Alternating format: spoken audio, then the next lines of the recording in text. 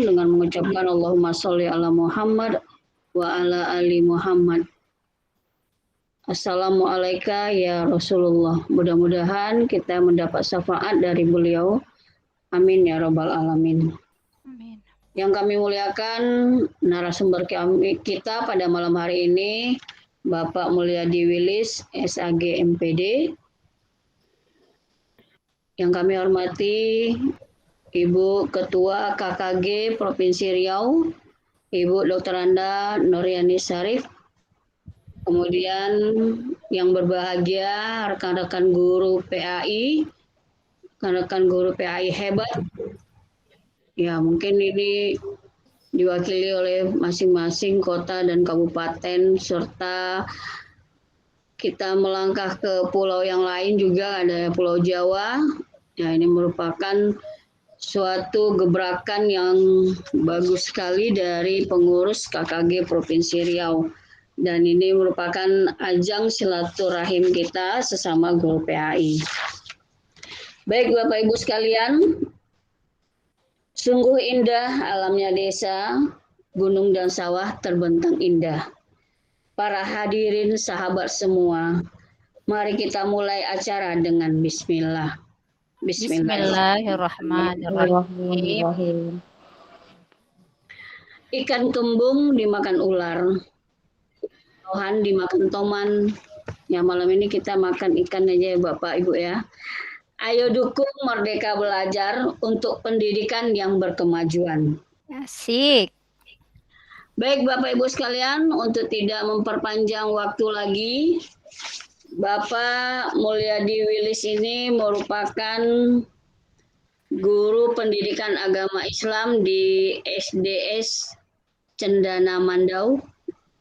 Dan saya host adalah guru SDS Cendana Rumbai.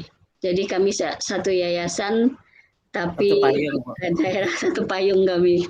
Jadi kolaborasi Cendana Mandau dan Cendana Rumbai.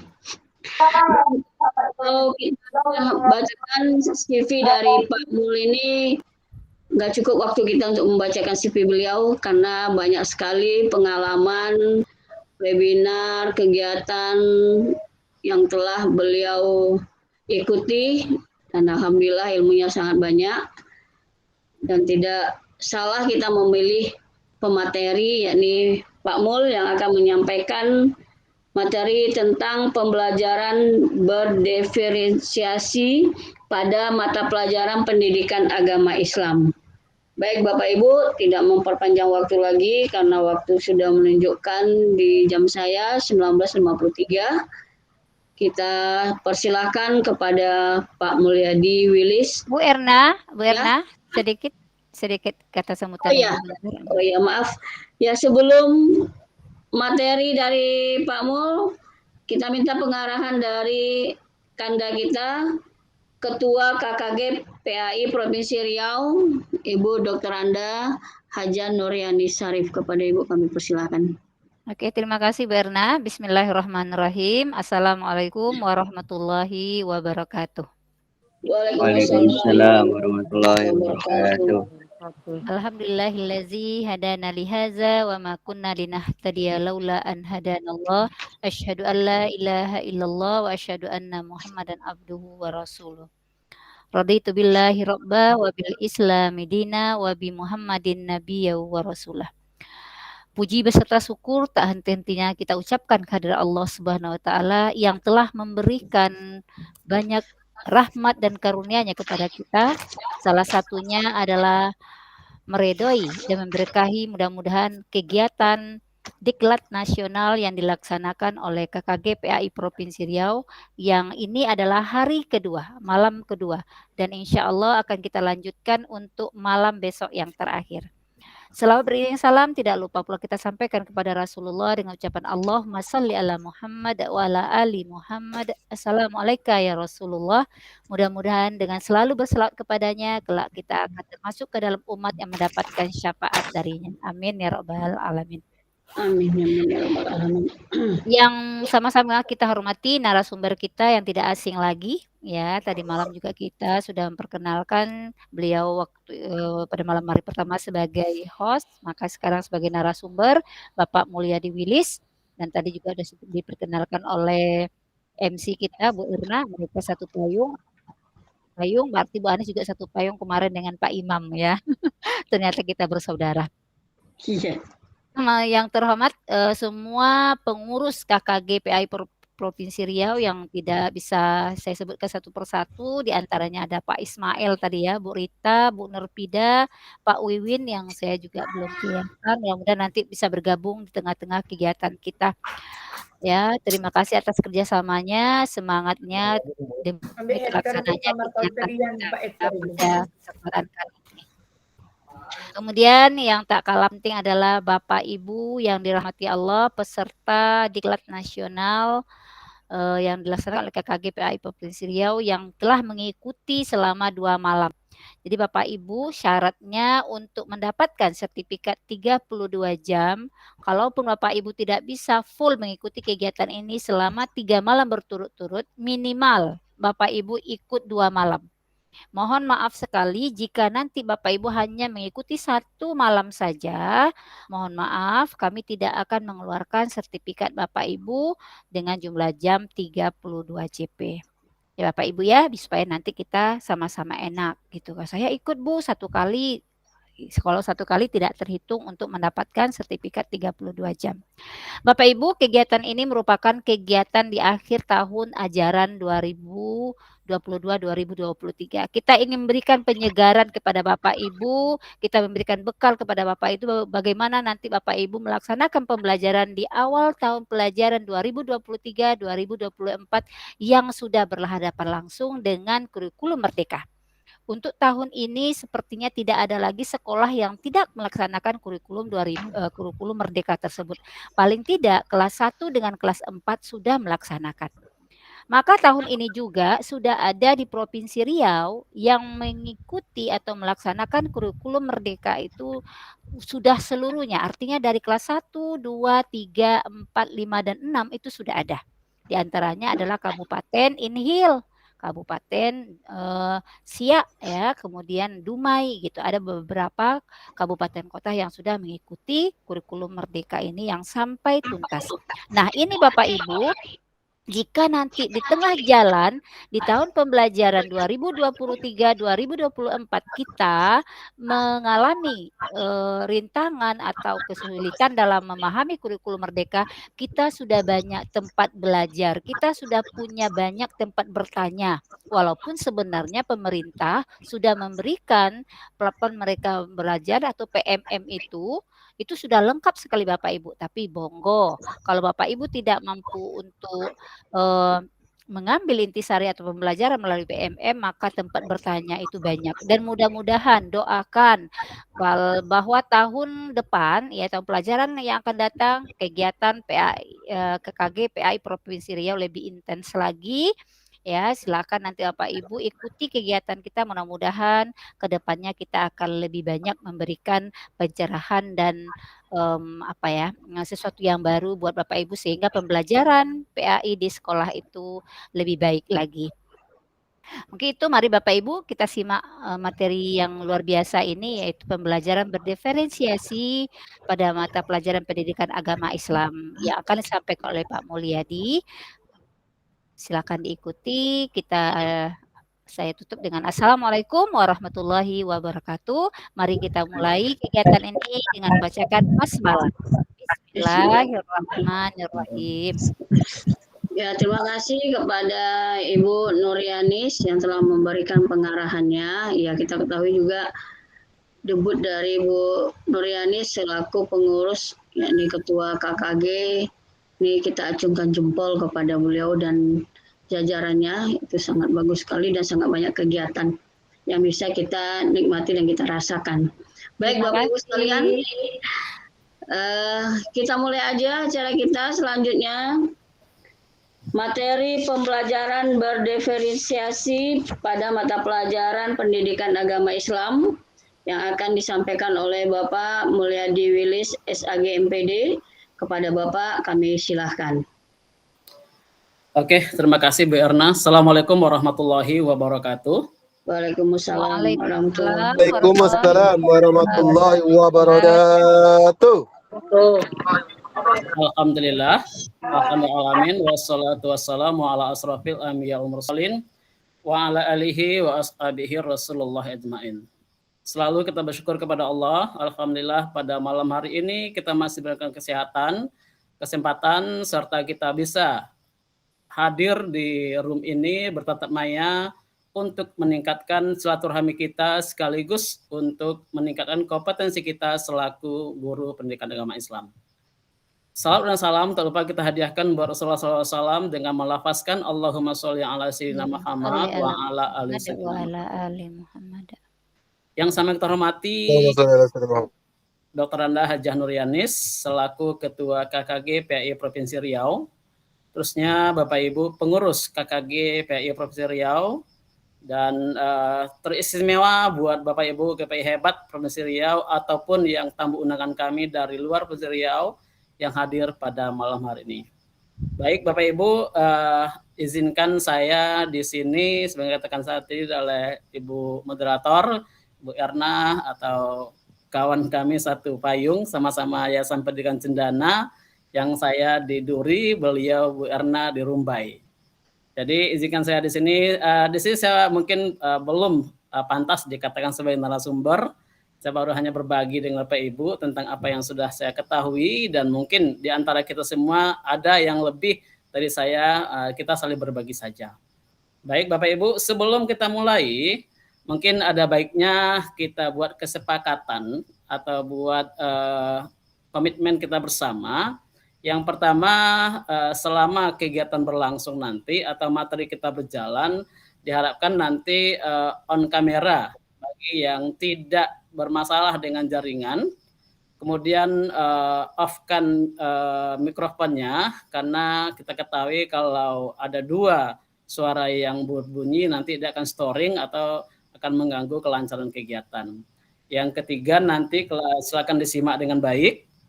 Jika ada kita saling diskusi, kita serahkan nanti di akhir materi bersama moderator kita Bu Erna.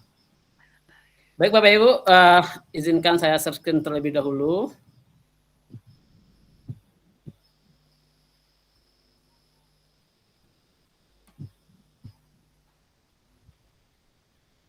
Sudah nampak share screen saya Bapak Ibu? Belum. Proses Pak Mul. Proses Bu ya.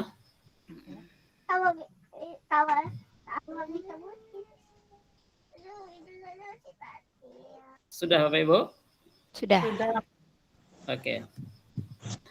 Baik, pada malam hari ini kita akan webinar KKG PAI Provinsi Riau dengan ambil tema pembelajaran berdiferensiasi pada mata pelajaran pendidikan agama Islam. Bapak Ibu yang dirahmati Allah, sebagaimana diketahui bahwasannya Mas Menteri kita sudah mencanangkan dengan kurikulum merdeka. Nah, di sana kita akan melihat bagaimana bentuk pembelajaran di kurikulum merdeka. Salah satunya adalah mata pelajaran yang bersifat berdiferensiasi. Baik Bapak Ibu, sebelum masuk pada materinya, saya sedikit memberikan kalimat pemantik dulu. Yang pertama, silakan Bapak Ibu buat di kolom chat. Apakah sekolah, yang nomor satu dulu ya, apakah sekolah Bapak Ibu sudah mengimplementasikan kurikulum merdeka di tahun sebelumnya? Boleh Bapak Ibu tulis di kolom chat. Pertanyaan pertama, apakah sekolah Bapak Ibu sudah mengimplementasikan kurikulum merdeka? Sudah 1 dan 4 sudah, alhamdulillah sudah. Oh, sudah semua ya? Oh, berarti 1 dan 4 sudah dilaksanakan. Ada yang belum? Bu Eka Lazuardi belum. Silakan Bapak Ibu yang lain. Belum. Bu Silawati juga belum. Pak Mahfud juga belum. Bu Remember juga belum. Bu Asfarani sudah. Oke. Berarti sekilas secara umum Bapak Ibu sekolahnya sudah melaksanakan kurikulum merdeka pada tahap kelas 1 dan 4. Bahkan yang sekolah yang sudah melaksanakan di tahun sebelumnya atau tahun 2022 sudah mulai laksanakan, itu sudah melaksanakan kelas 1, 2, 4, dan 5. Maka pada tahun ini akan lengkap dengan seluruh tingkat kelas. Ada juga yang katakan sudah, tapi kami belum hanya kelas 4. Betul. Berarti karena di tahun kemarin 2022, 2023 itu bagi yang memulai hanya 1 dan 4. Jadi yang pertama dapat gambaran bahwasanya sekolah Bapak Ibu secara umum itu sudah melaksanakan kelas 1 dan 4. Oke, saya masuk pada pertanyaan yang kedua tentang yang disampaikan tadi.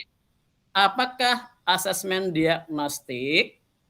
Oke Bapak Ibu, di sini saya akan kirim Jambot. Silakan nanti dijawab melalui Jambot. Yang saya kirim linknya di grup, di kolom chat. Silakan nanti Bapak Ibu kita sama-sama belajar.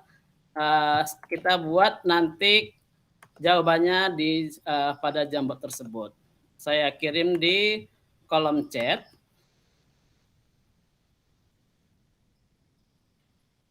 Silakan Bapak Ibu, sudah ada link Jambotnya. Pertanyaan kedua, apakah yang dimaksud dengan asesmen diagnostik? Silakan Bapak Ibu.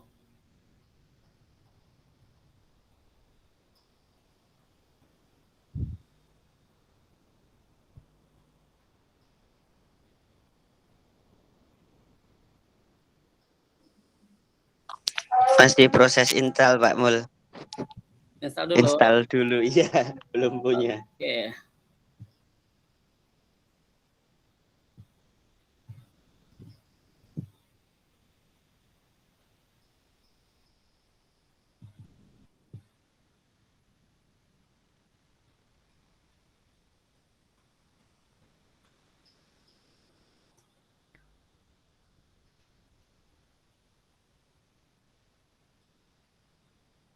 Silakan, sudah ada yang menulis. Pertanyaan yang kedua, apakah yang dimaksud dengan asesmen diagnostik?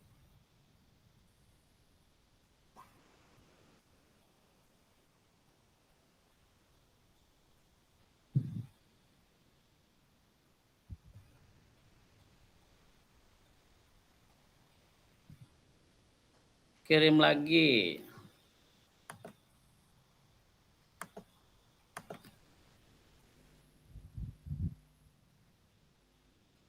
Oke, silakan Bapak Ibu ditulis di Jambot apa yang dimaksud dengan asesmen diagnostik.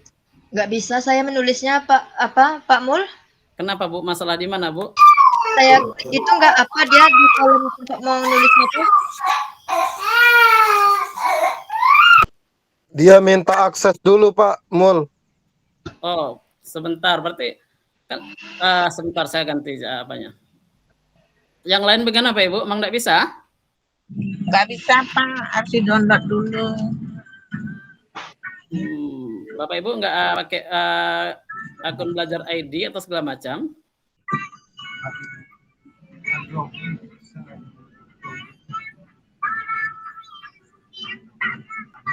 Oke, kalau terkendala itu Bapak Ibu boleh tulis di kolom chat saja, menghemat waktu. Sepintas apa itu asesmen diagnostik. Bapak Ibu kita bikin di kolom chat saja.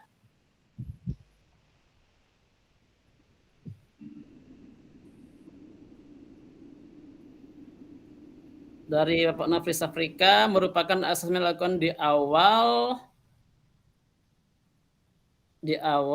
dan akhir pelajaran untuk mengetahui sejauh mana siswa mampu memahami materi yang diajarkan. Oke, Pak Yopi, asesmen yang digunakan untuk mengetahui kemampuan awal peserta didik. Bagus. Pak Ardiansa, asesmen dilakukan di awal dan di akhir pembelajaran. Bu Erna, merupakan asesmen dilakukan guru secara spesifik. Ada lagi Pak Ibu?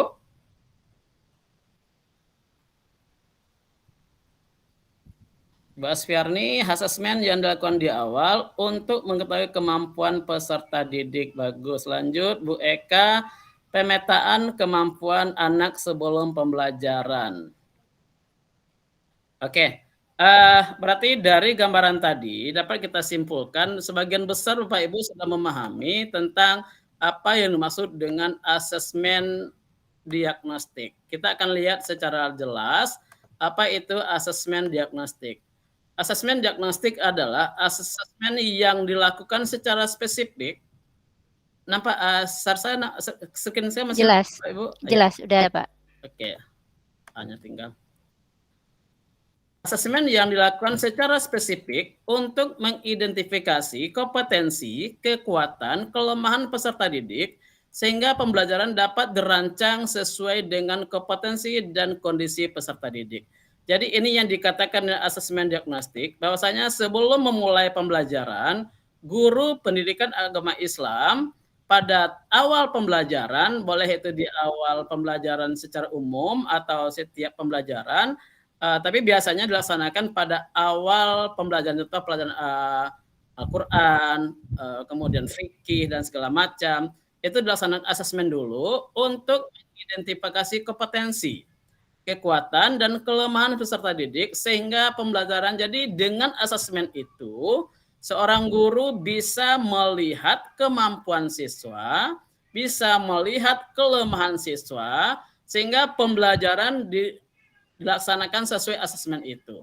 Karena kalau kita sudah melihat kemampuan siswa secara umum, maka bisa kita lihat perancangan pembelajaran seperti apa. Nah, dalam kurikulum Merdeka, asesmen ini sangat diperlukan karena bahagian daripada asesmen. Bahwasanya kita melihat kemampuan siswa, melihat kekuatan siswa, melihat kelemahannya sehingga pembelajaran bisa berjalan dengan baik. Contoh satu kelas ada sekitar 25 orang. Kita adakan asesmen, contoh materinya yang sederhana saja, kelas 1 Al-Fatihah. Kita lihat, anak Bapak, anak Ibu semuanya, ayo anak Bapak di sini siapa yang sudah bisa membaca surat Al-Fatihah? Nah, kita akan lihat nanti dari mereka yang menjawab, ada yang mungkin 10 sudah lancar, 5 bisa tapi belum lancar, 3 belum sama sekali. Itu asesmen awal Bapak Ibu. Jadi asesmen awal itu, diagnostik itu kita melihat kemampuan peserta didik untuk kita rancang pembelajaran berikutnya. Karena dengan melihat kemampuan itu kita bisa melihat nanti pembelajaran seperti apa. Jangan-jangan materi yang kita sampaikan itu, pembelajaran yang kita sampaikan itu, mereka sudah banyak yang paham. Jadi kemana arahnya kita bawa lagi, itu perencanaannya berdasarkan hasil asesmen tadi. Kemudian fungsi asesmen diagnostis adalah untuk mengidentifikasi tingkat kesulitan peserta didik dalam kegiatan pembelajaran.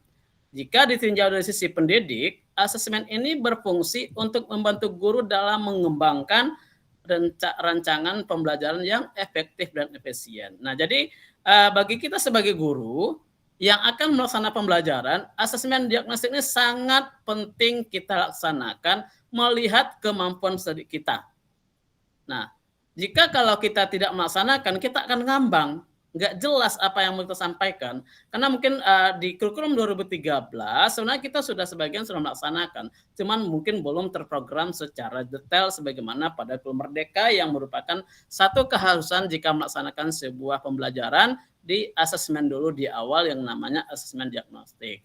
Nah, jika dilihat dari segi kita sebagai pendidik bisa membantu kita untuk merancang pembelajaran.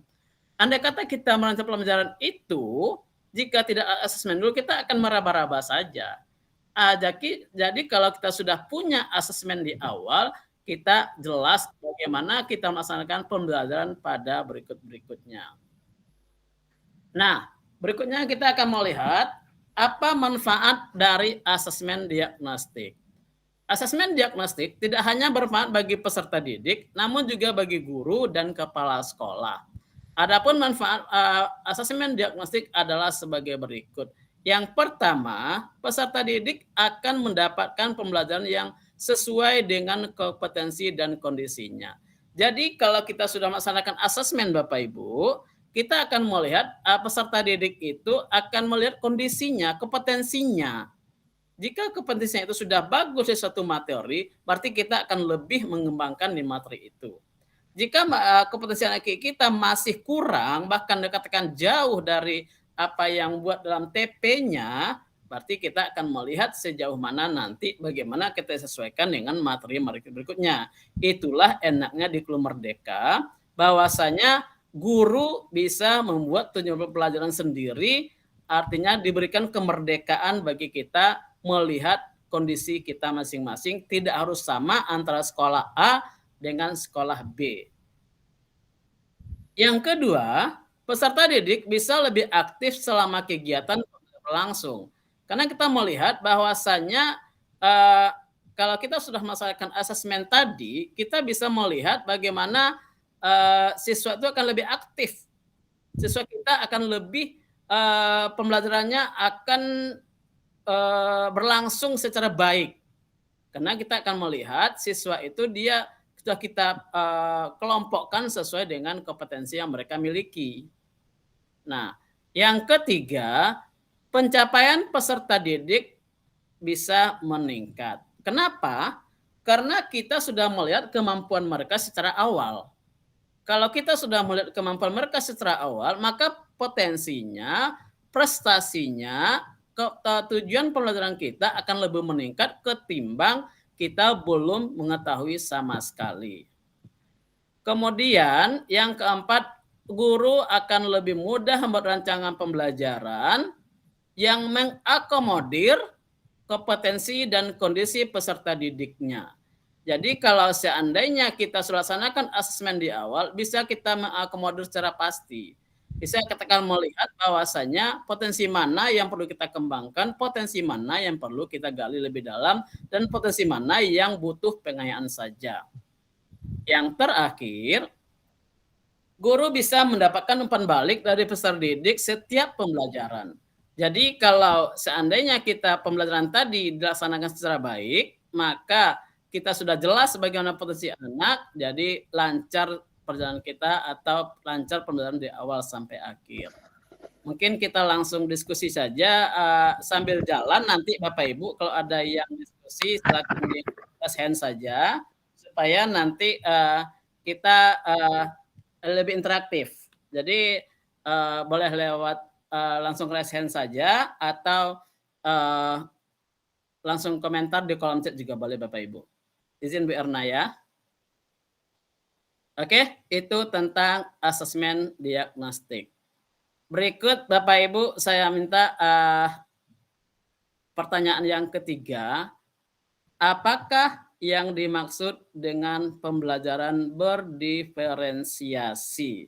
Silakan Bapak Ibu bikin lagi di kolom chat. Mungkin yang sudah melaksanakan. Oke, Pak Yopi ada yang mau disampaikan, silakan.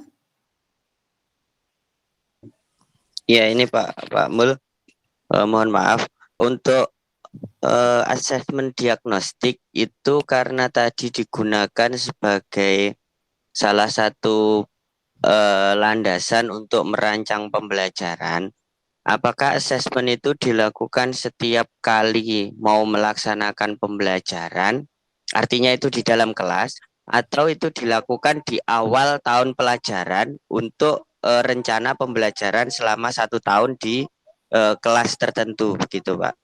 Jadi apakah memang kita maksudnya ketika saya masuk kelas mau mengajar PAI kemudian saya melakukan asesmen diagnostik untuk pembelajaran hari itu, ataukah asesmen itu sudah saya lakukan di awal semester sehingga hasilnya bisa saya gunakan mungkin selama 1 semester begitu. Itu Pak, terima kasih. Oke, makasih. Baik Pak Yopi, untuk asesmen diagnostik itu ada beberapa cara yang bisa dilaksanakan. Lebih sering dilaksanakan adalah ketika di awal pembelajaran sebagaimana katakan tadi. Kita di agama kan ada 5 elemen ya. Ada Al-Quran, ada fikih, ada akhlak, akidah, kemudian juga ada SPI. Nah, jadi ketika mulai pembelajaran setiap elemen ada baiknya dilaksanakan asesmen dulu, karena kita akan melihat sejauh mana anak kita menguasai pemahamannya pada materi yang akan kita ajarkan. Begitu Pak Yopi. Oh ya, terima kasih Pak Mon. Oke, Bapak Ibu, tadi sudah saya berikan pertanyaan pemantik, sudah ada menjawab, saya bacakan dulu beberapa jawaban dari Bapak Ibu hebat semuanya.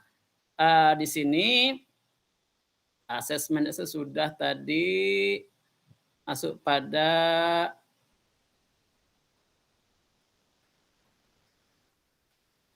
ini ada pertanyaan juga.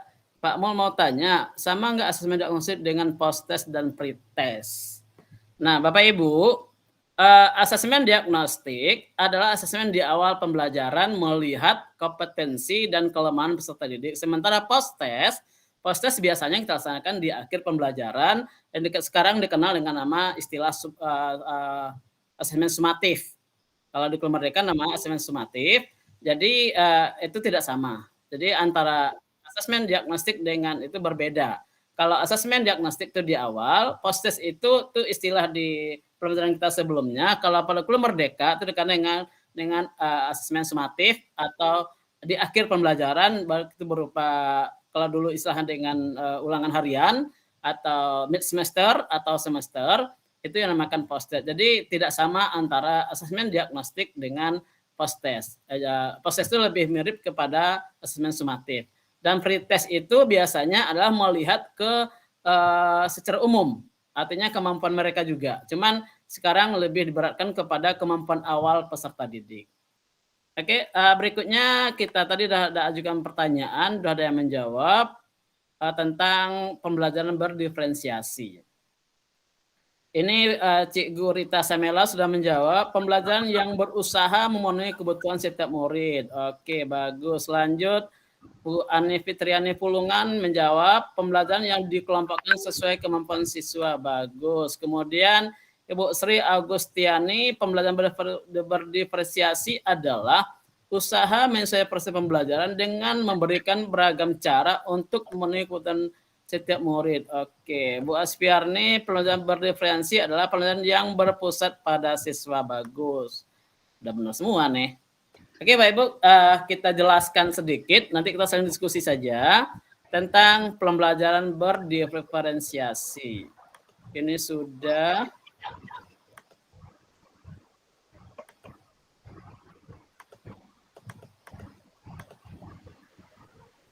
Pembelajaran berdiferensiasi merupakan satu cara guru untuk memenuhi kebutuhan setiap peserta didik karena pembelajaran berdiferensiasi adalah proses belajar mengajar di mana peserta didik dapat mempelajari materi pelajaran sesuai dengan kemampuan, apa yang disukai, dan kebutuhannya masing-masing mereka sehingga mereka tidak frustasi dan merasa gagal dalam pengalaman belajar. Jadi Bapak Ibu, bahasa sederhananya, kalau sebenarnya yang Bapak Ibu sampaikan di kolom chat itu sudah benar semua. Bahwasanya kalau ada yang mengatakan pembelajaran berpusat pada siswa, bagus. Pembelajaran yang sesuai kebutuhan siswa, benar. Jadi itu yang dikatakan dengan pembelajaran berdiferensiasi, bahwasanya pembelajaran yang kita laksanakan itu melihat kebutuhan murid, melihat kemampuan murid, apa yang mereka sukai secara masing-masing. Bukan berarti kita melaksanakan memberikan mereka itu secara individu, tidak, tapi melihat kepentingan mereka masing-masing, melihat kemampuan mereka masing-masing, apa yang mereka bisa laksanakan dalam pembelajaran, apa kemampuannya dan apa kebutuhan siswa. Jadi itu yang dikatakan dengan pembelajaran berdiferensiasi. Pada materi pelajaran agama itu ada beberapa materi yang bisa kita laksanakan untuk pembelajaran berdiferensiasi tersebut. Oke Bapak Ibu, ini ada juga jawaban dari Bu Ratih Wulandari. Melakukan pembelajaran sesuai kebutuhan siswa sehingga pembelajaran menjadi menyenangkan. Oke, bagus semuanya. Nah, kemudian dalam pembelajaran berdiferensiasi, guru harus memahami dan menyadari bahwa tidak hanya ada satu cara atau metode atau strategi yang dilakukan dalam mempelajari suatu bahan pembelajaran. Jadi ketika kita mempelajari agama Islam, tidak hanya satu metode. Kalau biasanya yang terlaksanakan di kurikulum Merdeka, di kurikulum sebelumnya, itu kita terfokus pada guru. Istilah orangnya adalah teacher center. Tapi sekarang pada kurikulum Merdeka, pembelajaran berdiferensiasi itu lebih kepada student center. Kita melihat kesiapan peserta didik, melihat kemampuan peserta didik, sehingga pembelajaran sangat menyenangkan. Bahkan mereka mungkin lebih senang belajar ketimbang hal lain karena mereka sesuai dengan kebutuhannya. Jadi itu yang dikatakan dengan pembelajaran berdiferensiasi. Bahwasanya nanti ketika Bapak Ibu sudah menerapkan kurikulum Merdeka, ini sangat dianjurkan sekali, bahkan merupakan satu aturan dalam kurikulum Merdeka untuk pembelajaran berdiferensiasi. Jangan kita laksanakan Merdeka, tapi metode, kemudian cara pengajaran, kemudian hal lain masih seperti yang dulu. Atau katakan, aku masih seperti yang dulu. Nah, jadi mari Bapak Ibu, untuk kurikulum Merdeka ini, kita salah satu caranya adalah dengan pembelajaran berdiferensiasi ini. Kita lanjut. Nah, di pembelajaran berdiferensiasi ini, pembelajaran berdiferensiasi ada 3 aspek yang dibedakan oleh guru. Yang pertama dari segi konten, yang kedua dari segi proses, yang ketiga dari segi asesmen atau produk. Jadi ketika pembelajaran yang bersifat diferensiasi, jadi kita akan melihat guru akan bisa 3 aspek yang dibedakan oleh guru. Pertama dari segi konten, isi, materi, bagaimana materinya yang diferensiasikan. Proses, bagaimana proses pembelajaran yang dilaksanakan yang bisa diferensiasikan. Produk, asesmen, itu nanti akan ada bagaimana bentuknya produk yang hasil dari asesmen tersebut. Kita akan lihat lanjut Bapak Ibu. Nah ini. Pola penerapan pembelajaran berdiferensiasi. Yang pertama, menciptakan lingkungan yang belajar yang menyenangkan. Jadi, pada pembelajaran berdiferensiasi, lingkungan belajar harus menyenangkan. Karena kita melihat tadi dari asesmen diagnostik, mereka atau siswa kita sudah kelompokkan mereka, kita sudah melihat mereka di asesmen awal, bagaimana mereka kemampuannya, kebutuhannya, dan gaya belajarnya dan segala macamnya. Maka pelajaran itu menjadi lingkungan belajarnya harus menyenangkan. Jangan lingkungan belajar yang mereka merasa terpaksa di kelas sehingga tidak dapat daripada inti pembelajaran yang berdiferensiasi tersebut. Yang kedua, tujuan pembelajaran yang didefinisikan dengan jelas. Kita Bapak Ibu, ketika pelajaran agama itu, kita jelas pada tujuan pembelajaran. Jadi tujuan pelajaran itu sudah jelas didefinisikan oleh kita guru sehingga ketika pembelajaran bisa dilaksanakan dengan baik dan diferensiasikan pembelajarannya. Sesuai dengan kebutuhan murid, sesuai dengan keadaan murid, sesuai dengan kompetensi yang dimiliki oleh murid sehingga mereka belajar itu betul-betul menyenangkan, isinya dapat secara konten. Yang ketiga, pembelajaran yang berpihak pada peserta didik. Inilah inti dari pembelajaran kurikulum Merdeka. Kurikulum Merdeka ada bahasanya menghamba pada siswa, menghamba pada murid. Dalam kata menghamba ini bukan berarti hamba dalam arti kita dalam agama. Kita menyembah murid, tidak. Tapi bagaimana kita melihat siswa itu sebagai suatu hal yang perlu kita perhatikan secara penuh, maka dibahasakan dengan bahasa menghamba. Jadi pada asesmen diagnostik, pola penerapan pembelajarannya adalah berdiferensiasi itu adalah pembelajaran yang berpihak pada peserta didik. Yang keempat, manajemen kelas yang efektif. Bapak Ibu, dalam pembelajaran PAI khususnya, manajemen kelas sangat dipentingkan dalam pembelajaran. Kenapa? Karena bagaimana kita mengatur kelas, bagaimana kita menguasai kelas, bagaimana pengelolaan kita terhadap kelas, itu sangat berpengaruh terhadap hasil dan proses. Apalagi dalam pembelajaran kurikulum Merdeka, yang merupakan pola penerapan berdiferensiasi itu, bagaimana kita bisa manajemen kelas yang efektif. Kemudian bagaimana kelas itu bisa kita atur sedemikian rupa, sehingga siswa kita merasa nyaman, menyenangkan dalam kelas. Yang terakhir, penilaian yang berkelanjutan. Jadi dalam pembelajaran berdiferensiasi itu ada penilaian berkelanjutan, tidak stuck saja, tidak berhenti pada satu titik. Ada kelanjutannya sehingga melihat kemampuan murid itu secara kontinu dan berkelanjutan tanpa terhenti pada satu titik. Baik Bapak Ibu, sampai di sini. Sebelum kita lanjut, mungkin ada yang menyampaikan sesuatu hal. Silakan Bapak Ibu. Eh, Ya, Pak Yopi, saya silakan. Pak. Ya, lanjut Pak Baik, Yopi. terima kasih Pak. Sekolah saya itu walaupun ya mohon maaf, walaupun di Jawa dan letaknya di tengah, bukan di tengah kota, di kota, tetapi secara administratif tapi letaknya di pinggiran. Jadi kemarin kami itu menerapkan kurikulum merdeka itu hanya sebatas tuntutan kan begitu Bapak ya. Jadi mohon maaf. Pembelajaran berdiferensiasi ya kalau seperti yang tadi Bapak jelaskan itu misalnya guru boleh membedakan kontennya, guru boleh membedakan prosesnya atau guru boleh membedakan asesmennya untuk setiap siswa yang ada di kelas. Pertanyaan saya cuma satu, apakah guru tidak semakin repot Bapak jika 4 JP misalnya, kalau di sekolah saya mungkin tidak akan kerepotan karena terus terang kelas saya itu kelas 4 hanya 4 siswa. Kalau dibuat pembelajaran berdiferensiasi maka saya tidak akan kesulitan. Tapi bagaimana jika teman-teman yang satu kelas ada 30 sekian siswa, kemudian prosesnya harus berbeda, misalnya katakanlah ada 3 proses saja di dalam kelas, apakah itu akan cukup Bapak untuk kalau di SD 4 jam pelajaran? Itu mengantisipasi atau mengatasi masalah itu seperti apa Bapak? Terima kasih. Oke, terima kasih Pak Yopi. Nah, untuk sebentar, saya jawab satu Pak Ibu ya.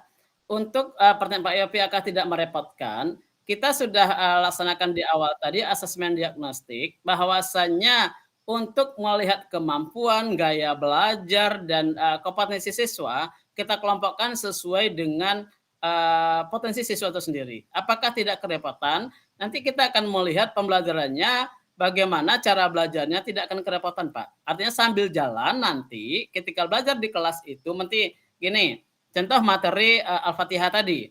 Jika anak itu ada yang bersifat, nanti ada materi selanjutnya nih Pak, bahasanya ada anak itu yang bersifat auditori, visual, kemudian ada yang bersifat kinestetik. Kinestetik. Jadi mereka nanti akan kita arahkan kepada gaya belajarnya masing-masing. Oke, begitu Pak Yopi. Berarti begini, mohon maaf Bapak, sepengalaman Pak Mul, berarti nanti kelas itu tidak akan tenang seperti kurikulum-kurikulum sebelumnya. Maksud saya begini, ketika ada pembelajaran di dalam kelas, kemudian kan tadi ada yang auditori, artinya kita harus menyiapkan perangkat video dan sebagainya untuk siswa yang auditori. Kemudian kalau ada siswa yang kinestetik, maka kita harus sendirikan tempatnya karena mereka tidak bisa, dalam tanda kutip, tidak bisa diam, gitu kan Pak Mul. Nah, sepengalaman Pak Mul, apakah kelas dengan kondisi seperti itu tidak mengganggu atau tidak ada imbasnya ke kelas sebelah begitu Pak Mul? Maksud saya, mengatasinya seperti apa gitu Pak Mul? Oke Pak. Nah ini materinya, pembelajarannya, kita tidak lagi bisa berharap pelajaran yang seperti zaman dulu siswa harus tenang, duduk, diam, kan?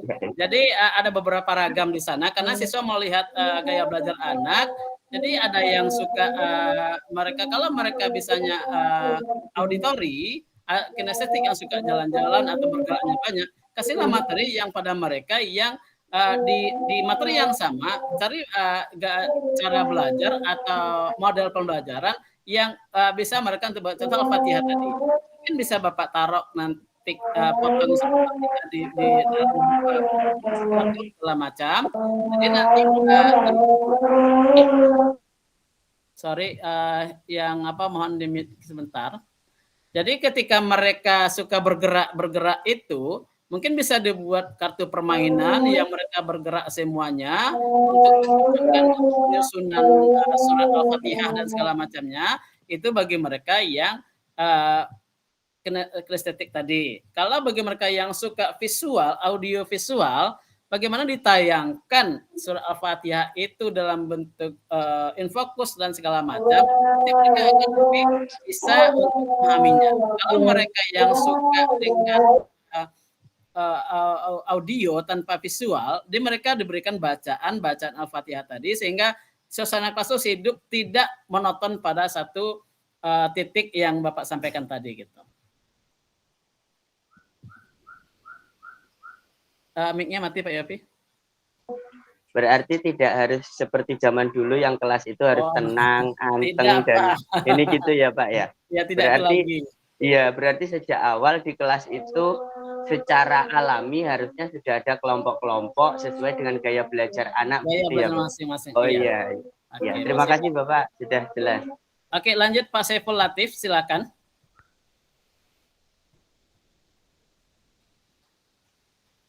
Ya, silakan Pak Saiful Latif. Ya, boleh Bu Erna lanjutkan. Pak Saiful. Lewat dulu Pak Wiwin aja mungkin tuh. Oke, silakan Pak Wiwin. Assalamualaikum warahmatullahi wabarakatuh. Waalaikumsalam warahmatullahi wabarakatuh. Ini ditunggu-tunggu sama Bunda Nuryanis ini. Sudah Pak dari Wiwin. tadi gabung Bu. izin Pak Win. izin memperkenalkan diri, nama saya Wiwin Suryanto dari SD 009 Kecamatan Tapung, Kabupaten Kampar.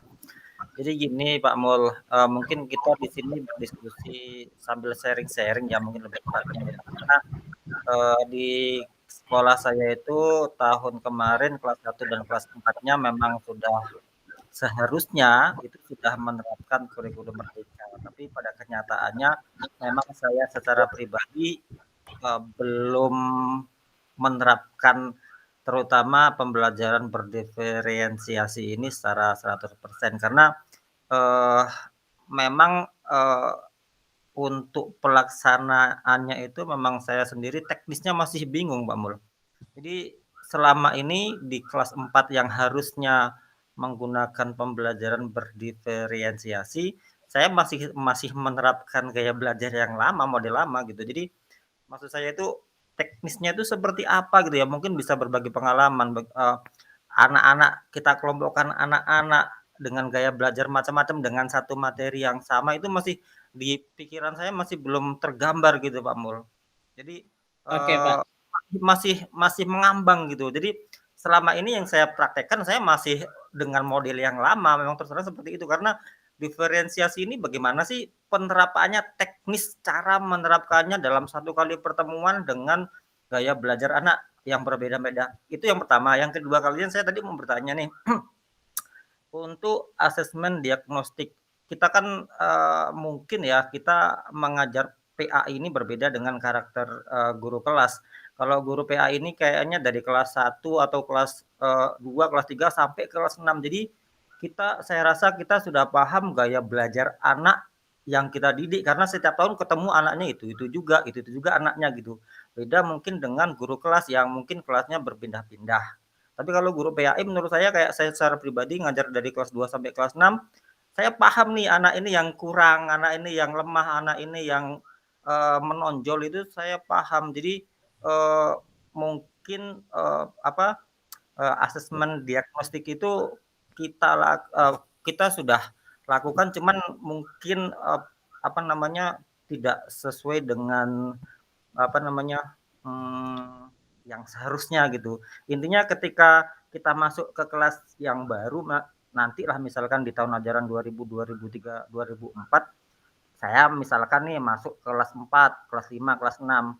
Saya paham nih udah anak yang tahun kemarin ini gaya belajar seperti ini. Ini anak kelas 5 ini yang menonjol si A, si B, si C, kayaknya kita sudah paham gitu. Jadi urgensi kita melakukan asesmen diagnostik itu apakah harus kita laksanakan gitu Pak Mul ataukah ya itu semacam sebaiknya kita lakukan asesmen diagnostik seperti itu gitu Pak Mul.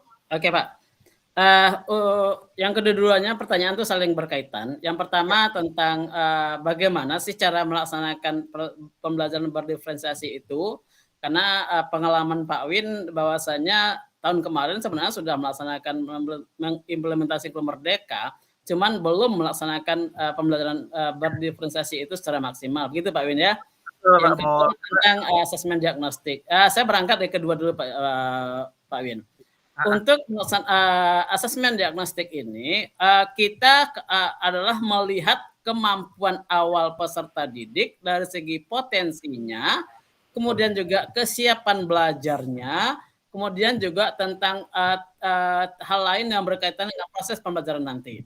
Nah, jika Pak Win seandainya sudah mengampu beberapa kelas dari katakanlah tadi dari kelas 2 sampai kelas sudah mengampu, itu secara umum mungkin Pak Win. Nah, mungkin mungkin pada secara konten tiap anak itu mungkin tidak akan sama. Artinya mungkin si A boleh dikatakan dia berkompetensi katakanlah yang secara akademik dia bagus, si B secara akademik sedang-sedang saja, si C secara akademik mungkin agak low. Nah, dalam mindset Pak Win itu anak itu Pak Win udah kenal anaknya, berarti dia, tapi bisa jadi di materi-materi tertentu dia mungkin bisa jadi lebih. Contoh, si A ini dia mungkin di hafalan dia bagus, kemudian di materi-materi yang lain, di materi akidah, di materi sejarah mungkin belum. Contoh surat-surat pendek tadi, Pak Win materi pelajarannya contoh surat pendek yang dipilih, apakah itu seperti surat harian itu, mungkin mereka udah bisa, tapi di pelajaran lain mereka belum bisa. Jadi secara umum mungkin sudah jelas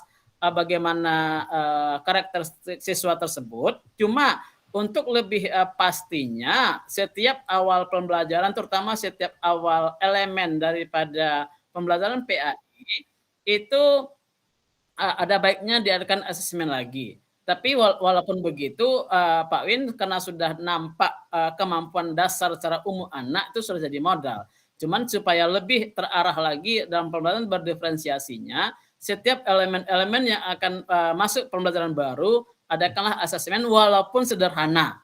Contoh saya katakan tadi tentang kisah Rasul Nabi Muhammad. Ayo anak bapak semuanya, siapa yang kenal dengan siapa yang sudah tahu siapa bagaimana siapa Nabi kita, kemudian bagaimana kehidupannya, sederhana ya Pak Win. Artinya melihat sejauh mana mereka sudah mengenal materi yang ingin kita ajarkan.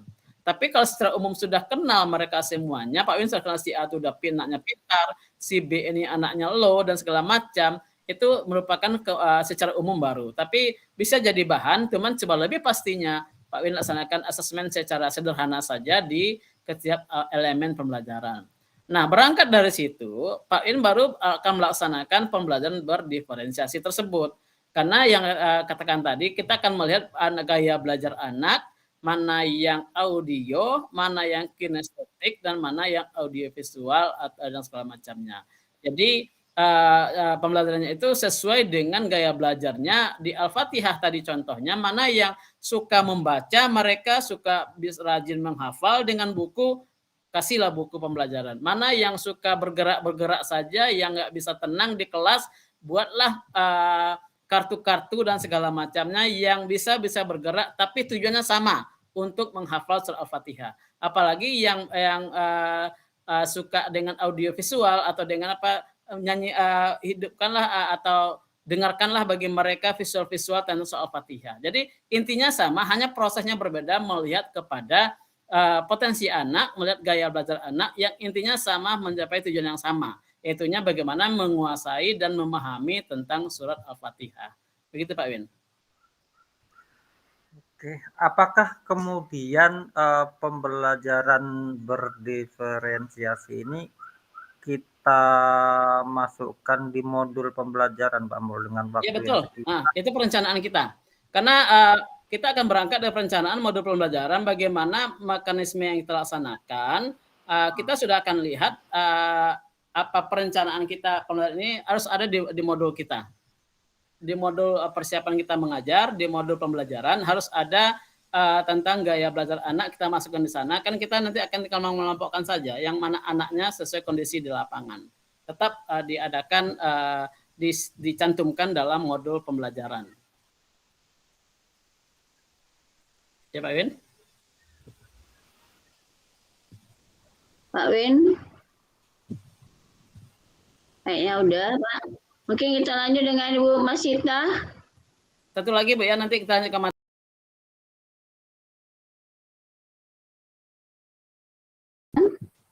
Assalamualaikum. Sebelumnya saya perkenalkan, saya guru PAI di salah satu sekolah luar biasa di Pelalawan. Ya. Nah, di sini sebenarnya saya lebih berbagi ingin mencari trik sebenarnya, karena kan kalau di SD normal itu kan jelasnya anaknya tidak jauh berbeda Bu, Pak. Tapi kalau di SLB itu sendiri EQ atau pemahaman anak itu kan jauh berbeda-beda, bahkan ada yang lebih daripada anak TK itu sendiri gitu kan. Jadi di sini saya lebihnya bagaimana untuk cara pemahaman anak itu atau bagaimana solusinya agar anak lebih paham tentang pembelajaran agama itu sendiri. Karena sekarang aja anak yang kelas 6 SD saya masih terekam mengenalkan huruf hijaiyah, sedang itu berulang kali gitu.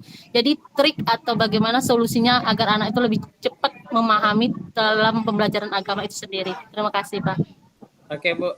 Kebetulan tadi siang di Distrik Bengkalis juga mengadakan webinar tentang asesmen awal pada pendidikan luar biasa atau sekolah luar biasa. Saya menangkap tadi, halo Bu Masita. Halo Bu Masita.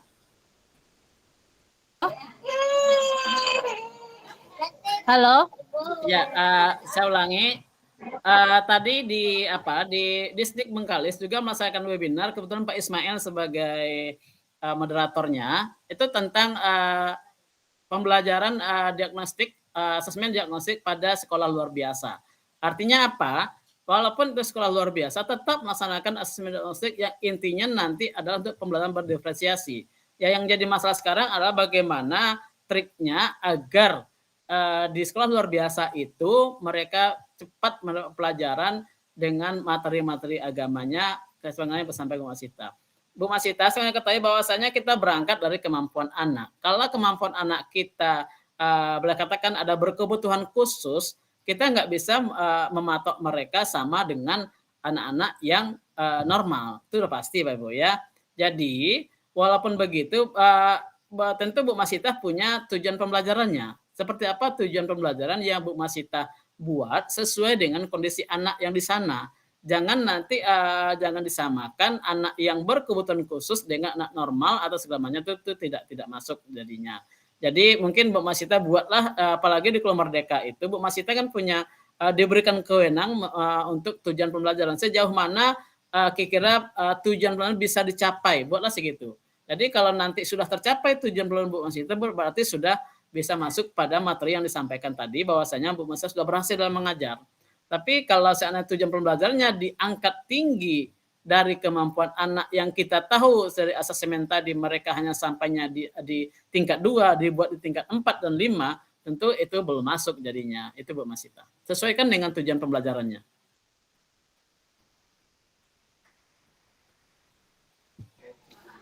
Maaf Pak, jadi di sini kita bisa menggunakan lintas fase gitu Pak ya? Ya bisa. Kalau di apa kan di SLB kan mereka tidak secara umum materinya tidak sama dengan sekolah umum kan Bu. Artinya disesuaikan dengan kebutuhan-kebutuhan mereka. Mereka itu pada yang tuntunan apa saya juga paham sesuai dengan kondisi mereka masing-masing Bu ya. Jadi sesuaikan aja lah dengan itu supaya tujuan pembelajarannya itu sebagaimana yang Ibu Masita buat. Terima kasih Pak atas solusinya dan berbaginya. Oke Bapak Ibu, saya lanjut dulu ya. Oke, berikutnya adalah pembelajaran berdiferensiasi pada hakikatnya adalah pembelajaran yang memandang bahwa siswa itu berbeda dan dinamis. Maka dari itu RPP atau modul pendidikan agama Islam harus memperhatikan hal-hal sebagai berikut. Yang pertama, mengkaji kurikulum yang berlaku sesuai dengan kekuatan dan kelemahan peserta didik. Bapak Ibu, ini tadi sudah ketika Bapak Ibu melaksanakan asesmen diagnostik, asesmen awal, kita sudah lihat peserta didiknya, maka lihatlah kurikulumnya atau tujuan pembelajarannya sejauh mana kira-kira bisa dicapai. Jangan disamakan antara sekolah A dengan sekolah B, sementara kita tahu kondisi anak kita itu tidak mungkin sampai di sana. Makanya sangat wajar berbeda antara satu sekolah lain dalam tujuan pembelajaran. Itulah yang dimaksudkan dengan kurikulum merdeka tadi. Kemudian yang kedua, merancang perencanaan dan strategi pembelajaran yang sesuai dengan kurikulum dan metode pembelajaran yang bisa digunakan untuk memenuhi kebutuhan peserta didik. Jadi buatlah perencanaan, buatlah strategi yang nantinya sesuai dengan kurikulum metode yang digunakan. tadi. Makanya memang betul-betul di sini menghamba pada murid itu di sana letaknya. Kemudian berikutnya menjelaskan bentuk dukungan guru, kemudian mengkaji, menilai segala macamnya, dan elemen yang berdiferensiasi. Kita masuk nih, Bapak Ibu mohon diperhatikan dengan baik. Perbedaan kelas yang berdiferensiasi dengan kelas biasa. Nampak Bapak Ibu? Bapak Ibu bisa baca Bapak Ibu? Nggak ada, Pak. Ada Pak. Ada Pak Mul. Enggak muncul? Nggak ada. Nggak ada. Belum. Screen-nya nggak muncul. Muncul. Sebentar Sekarang saya enggak stop lagi. dulu.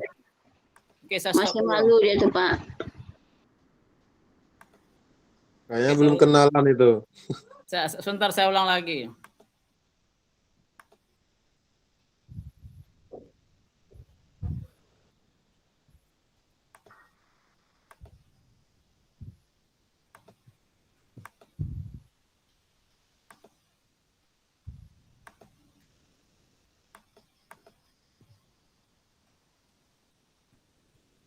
Gimana Pak Ibu? Ada Pak. Oke. Udah. Nah, ini perbedaan kelas berdiferensiasi dengan kelas biasa. Pak Win, bisa diperhatikan Pak Win. Pertama, perbedaan siswa dianggap sebagai masalah. Terbalik nih. Yang kelas berdiferensiasi itu, sebentar, saya stop dulu. Kita akan melihat bagaimana perbedaan kelas yang berdiferensiasi dengan kelas biasa. Yang pertama, kalau kelas biasa,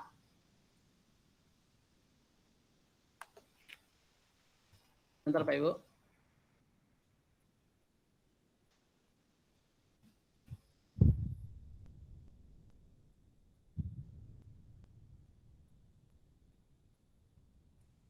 Ini banyak nampaknya perbedaan kelasnya. Kita akan lihat kembali bagaimana perbedaan kelas berdiferensiasi dengan kelas yang biasa.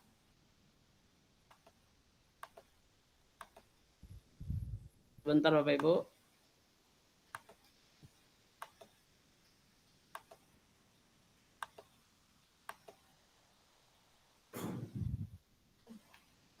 Nampak lagi Bapak Ibu?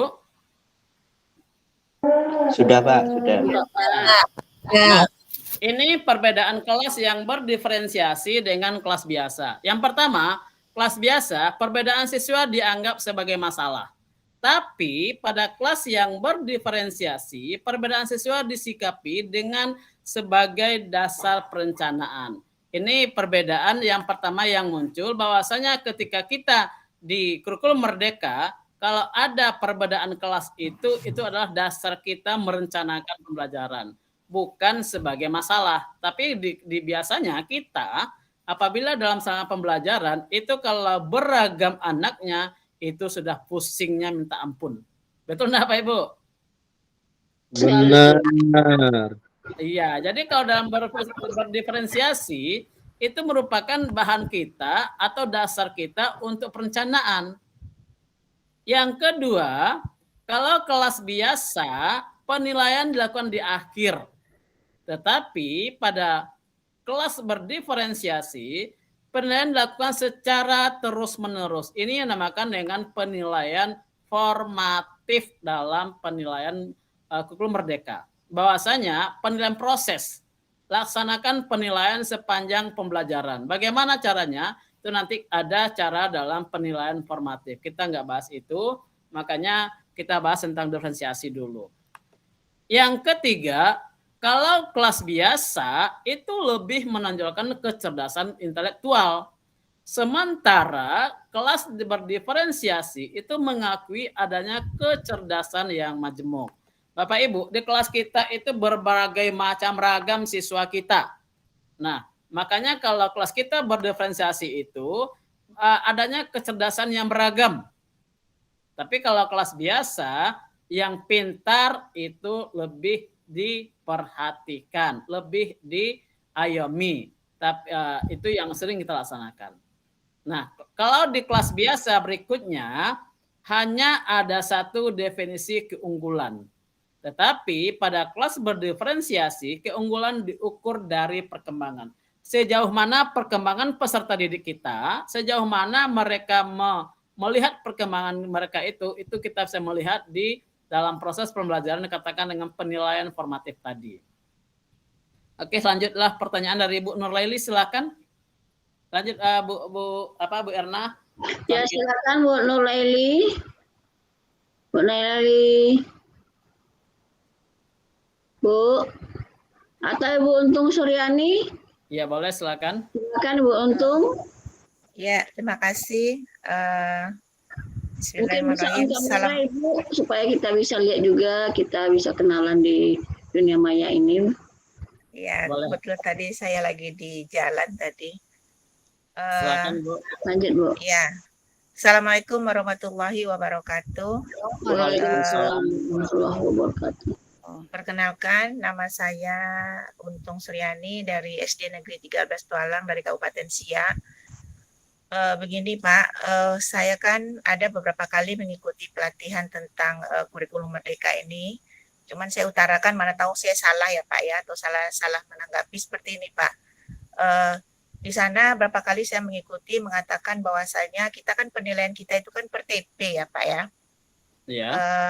Kemudian di sana dikatakan umpamanya kita dalam satu semester itu ada contohnya ada 6 TP dalam penilaiannya. Jika ada anak yang dalam 6 TP tadi mereka tidak bisa menyelesaikannya, hanya mereka bisa menyelesaikannya 3 TP saja, itu umpamanya dalam satu fase, umpamanya kelas 1 ke kelas 2, mereka kan bisa naik kelas itu kan Pak. Nah, jadi dikatakan di sana bahwasanya TP selanjutnya nanti diselesaikan nanti di kelas berikutnya. Nah, sekarang pertanyaan saya Pak, bagaimana cara kita mengatasi anak yang seperti ini di dalam itu tadi Pak, pembelajaran diferensiasi tadi Pak. Anak yang mereka tidak sama istilahnya dengan teman yang lain. Mereka belum menuntaskan TP yang ada beberapa TP di kelas 1 umpamanya ketika mereka naik di kelas 2 atau mereka kelas 3 atau mereka di kelas 3 ke kelas 4 gitu ya Pak di fase B. Nah, itu bagaimana cara melakukan pembelajaran diferensiasi tadi Pak. Nah, itu yang saya tanyakan. Mungkin itu dari saya ya Pak, mohon penjelasannya. Terima kasih. Assalamualaikum warahmatullahi wabarakatuh. Waalaikumsalam warahmatullahi wabarakatuh. Terima kasih Bu Untung. Ya, silakan Pak Mul. Ya, makasih Bu Untung tentang anak yang mungkin tidak selesai dengan TP gitu Bu ya. Nah, sebelumnya kita sebagai guru telah membuat KKTP, kriteria keputusan tujuan pembelajaran. Nah, dari dasar itulah kita akan melihat sejauh mana anak memenuhi KKTP tersebut. Nah, jika KKTP itu dilaksanakan dalam satu fase A, fase B, fase C. Jadi jika KKTP-nya di fase A harus tuntas di fase A sesuai dengan KKTP tadi. Maka KKTP kita buat sesuai dengan kondisi anak. Jangan terlalu tinggi sementara anak kita tuh mampunya di tingkat menengah ke atas, kita buat terlalu ke atas itu juga nggak masuk nantinya. Jadi seorang guru harus bisa membuat KKTP itu kriteria keputusan pembelajaran. Jadi kalau dulu namanya KKM. Kalau itu dalam karena KKTP-nya. Jadi harus kita kondisikan. Makanya saya katakan tadi kurikulum merdeka itu boleh berbeda, itu boleh Bu. Artinya sesuaikan dengan kondisi anak kita walaupun dalam fase yang sama, walaupun dalam dengan tujuan pembelajaran sama, KKTP-nya boleh sesuaikan. Karena tujuan pembelajaran juga bisa dibedakan. Hanya capaian pembelajaran yang diberikan acuannya, yang tujuan pembelajaran KKTP guru yang membuatnya. Jadi kalau seandainya itu adalah tanggung jawab kita sebagai guru yang megang kelas, yang megang mata pelajaran agama, bentuklah KKTP yang kira-kira anak kita bisa untuk mencapainya, jangan tinggi dari targetnya jangan terlalu tinggi sehingga pencapaian juga nggak bisa. Makanya di satu fase A, misalnya KKTP tentang Al-Fatihah, buatlah kira-kira apa KKTP yang dibuat. Kalau tidak selesai di kelas 1, selesaikan di kelas 2 dalam masih satu fase. Tidak boleh naik ke kelas 3 karena sudah berbeda fase. Ya. Jadi intinya adalah bagaimana seorang guru harus membuat tujuan pembelajaran dan KKTP kondisikan dengan anak kita. Bisa jadi sekolah di kota itu tinggi KKTP-nya ketimbang sekolah yang di pedesaan, karena memang kondisi anaknya berbeda, sumber dayanya berbeda, kemampuan berbeda, dan tingkat kompetensi yang berbeda. Jadi itu yang bisa sampaikan Bu. Kalau ada tambahan silakan nanti dari Ibu lain, bahwasanya untuk CP-nya harus dalam satu fase, tidak boleh melebihi dari fase tersebut. Di fase A selesaikan TP di fase A dan KKTP-nya di fase A, fase B, fase C, dan begitu seterusnya. Begitu Bu. Boleh saya tanya lagi Pak? Ya lanjut Bu. Begini Pak, kan kita ini kan anak tadi kan mereka sudah masuk dia di kelas 2 gitu kan Pak, masih dalam satu fase tadi ya Pak. Nah, sedangkan materi atau TP kita di kelas 2 itu kan sudah berbeda nanti Pak. Sedangkan anak ini mereka kan masih ketinggalan nih Pak, TP yang belum dinya. Jadi macam mana apakah kita membedakan anak ini di kelas, atau sedangkan yang anak yang lain itu mereka sudah menuntaskan TP-TP yang ada di kelas 1 dalam fase A tadi Pak. Nah, sedangkan dia umpamanya ada 2 orang anak yang mereka tadi mereka belum menuntaskan TP yang ada di kelas 1 itu Pak. Mereka kan tetap naik di kelas 2. Nah, dalam kita proses pembelajaran tadi Pak, dalam kita memberikan materi, ketika bagaimana cara kita membuat apa tadi Pak, pembelajaran diferensiasi tadi itu Pak. Ya.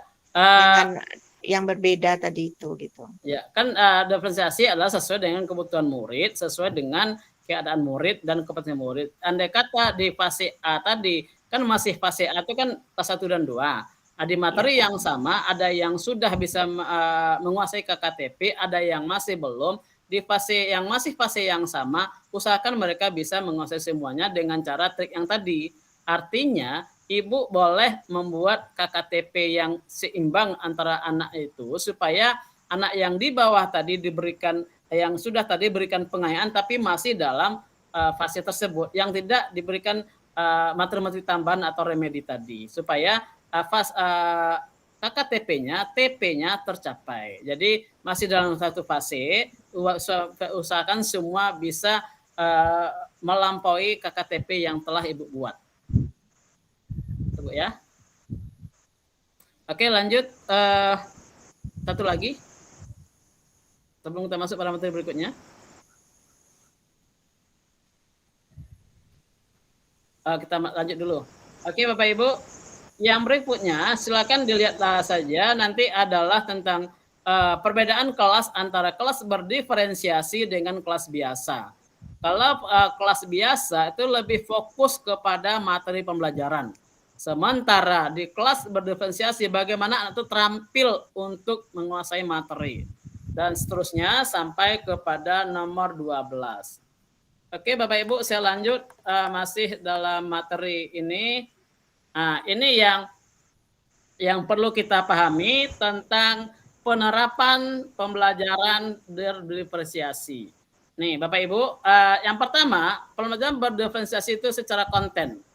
Nah, boleh dibaca di sini.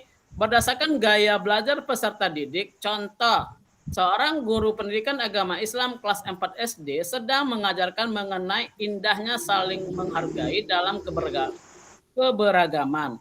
Guru akan memberikan materi sesuai dengan profil belajar peserta didik. Kalau yang audio visual, dia akan belajar melalui video pembelajaran, mendengarkan lagu, dan segala macam. Kalau yang kinestetik, mungkin bisa dia mengobservasi lingkungan, apa bentuk kegiatan yang kira-kira mereka bergerak. Yang penting masih dalam indahnya saling menghargai dan keberagaman. Yang auditori disuguhkan bahan bacaan tentang indahnya saling menghargai dalam keberagaman. Nanti mereka bisa kita mintakan presentasi tentang apa yang mereka pahami melalui gaya belajarnya tadi. Jadi dalam pembelajaran berdiferensiasi itu kita akan melihat sesuai dengan gaya belajarnya. Bagaimana mereka akan menguasai sehingga menyenangkan. Kan sesuai dengan pribadinya, sesuai dengan gaya belajarnya. Yang suka bergerak, yang suka jalan-jalan, kita kasihlah yang menginovasi lingkungan. Dia senang, dia suka.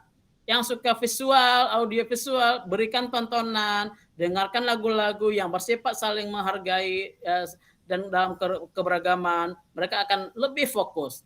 Dan yang suka membaca auditori, suguhkan bahan bacaan tentang indahnya saling menghargai. Nanti di akhir pembelajaran kita lihat sejauh mana mereka memahami pembelajaran sesuai dengan gaya belajarnya tadi. Kemudian yang berikutnya, kalau berdasarkan konten atau kesiapan belajar peserta didik, nah seorang guru pendidikan agama Islam kelas 7 sedang mengajarkan mengenai Al-Quran dan Sunnah sebagai pedoman hidup. Setelah melakukan analisis profil dan kebutuhan peserta didik, guru bisa mengelompokkan anak menjadi 3 kelompok. Apa itu kelompoknya? Yang pertama, peserta didik yang sudah lancar membaca Quran An-Nisa sesuai dengan kaidah. Yang kedua, peserta didik yang harus memfasihkan, berarti belum lancar. Yang ketiga, perlu bimbingan guru. Nah, kita kelompokkan mereka sesuai apanya, nanti pemberian atau pelayanannya tentu akan berbeda. Bagi anak yang sudah lancar, yang sudah fasih, tentu kita hanya tinggal mempoles-poles.